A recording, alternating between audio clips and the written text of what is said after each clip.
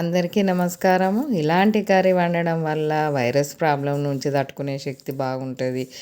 బా డెలివరీ అయిన వాళ్ళు చిన్నపిల్ల తల్లులకు పాలు లేకున్నా కానీ ఇలాంటి కర్రీ వండుకొని తినడం వల్ల పాలు కూడా బాగా వస్తాయి. ఒక 3-4 పెద్ద గడ్డలు పొట్టు తీసేసి ఇలా పెద్ద స్పూన్ జీలకర్ర వేసి సాల్ట్ వేసి ముక్క దంచి పక్కకు పెట్టేసుకోవాలి. ఇంకా ఇందులోకి అయితే మేము నూనె ఈ సీజన్ బట్టి కూడా వాడుకోవచ్చు. వర్షాకాలము, చలికాలము చాలా చాలా మంచిది అన్నట్టు. ఇలా పట్టించిన నువ్వులు తీసుకొని పట్టించిన ఆయిల్ అయితే నూనె వేసేసాము. ఇంకా దీంట్లో 2 స్పూన్ల మనము ఆవాలు వేసుకోవాలి. ఆవాలు మంచిగా వేగిన తర్వాత చిటపట అని మనం చేసిన ఎల్లిపాయ పేస్ట్ వేసేసుకోవాలి. పేస్ట్ కాదు కానీ ముక్క దంచింది. దాంట్లో మళ్ళీ కరివేపాకు వేసుకోవాలి, కొంచెం పసుపు వేసుకోవాలి.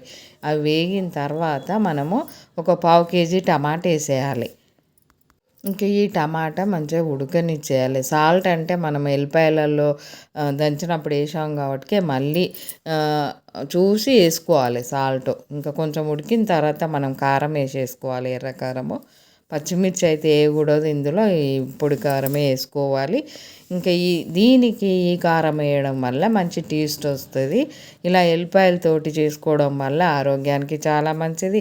మనకు ఆవాలు మంచియే, నూనె మంచిదే, ఎల్లిపాయలు మంచియే, కరివేపాకు కూడా ఎక్కువ వేసుకొని ఎల్లిపాయలు ఎక్కువ వేసుకొని ఇలా అప్పుడప్పుడు చేసుకొని తినడం వల్ల పిల్లలు కూడా ఇష్టంగా తింటారు.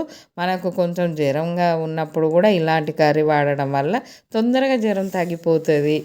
పిల్లలకు కూడా ఆకలి మంచిగా ఇది వాడడం వల్ల మంచిగా తినగలుగుతారు అన్నము. లాస్ట్కు కొంచెం ధనియా పొడి వేసుకోవాలి.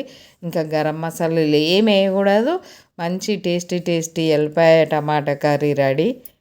ఈ వీడియో కనుక నచ్చినట్టు ఉంటే లైక్ చేయండి, షేర్ చేయండి.